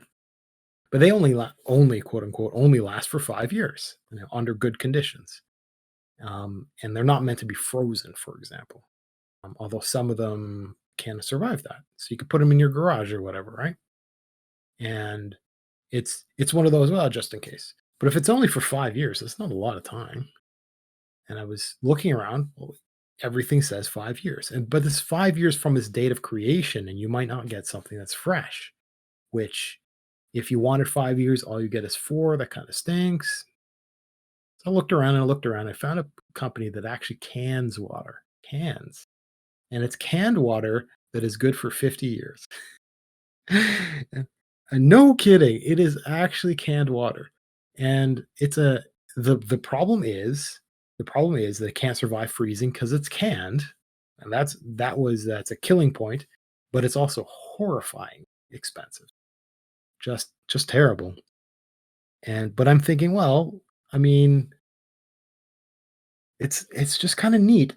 What I wanted to do for the longest time is have a a thermal mass of water, because you can actually build a if you ever want it outside. experiment with something. You can actually experiment with building your own wall, and because you can create your own shade that way, right? So you can only make it so high and all this sort of stuff, and don't want to build it next to your windows in case it falls over and breaks your window and stuff. But if you have a little space, a little garden space or whatever, you can take like you can make your own kind of house in various ways. You can do it out of mud bricks and stuff like that. But one thing that one person was doing is taking like wine bottles and building them up and putting and cementing them into a wall. And then you have this beautiful rainbow thing. It's actually it's a valid wall that can actually it retains the heat from the day and it releases it a little bit at night so that you actually you can create an area if you create a home like that like a little hut you can actually keep it fairly cool during the day and fairly warm at night. But you can actually make it out of 2-liter bottles of water with like a tablet of uh, some sort of sterilizer. I don't think it's directly something like bleach, but it's in the direction of something dangerous to drink. So it's not meant to make it drinkable. It's just a thermal mass of water and one guy had it painted black and he built kind of a wall out of that and what it would do is it would literally soak up all the sun. It would get warm during the day and at night it would release all that heat, so it was kind of like this self-warming thing, and at night the reverse would happen, and during the day it would keep itself cooler than it would normally. So thermal mass, I always wanted to kind of do that sort of thing just to see what it would be like, so I've been thinking about what would happen if I had like a rack of these cans sitting next to my window and it would just and it's just like additional thermal mass for that wall and it absorbed all the sunlight from the morning and then at night it would release it. And so I mean it's not really suitable necessarily for my climate or anything, but it was always a cool idea. So we're out of time. And that was a ridiculous way to end it, but there you go. So I'll try to write down more notes for next time. And we're kind of running out of stuff that I can ramble on about. But this was fun. This was fun. So you're doing your teardown now, yeah? Yeah, I'm gonna stop the stream and recording. And it stopped.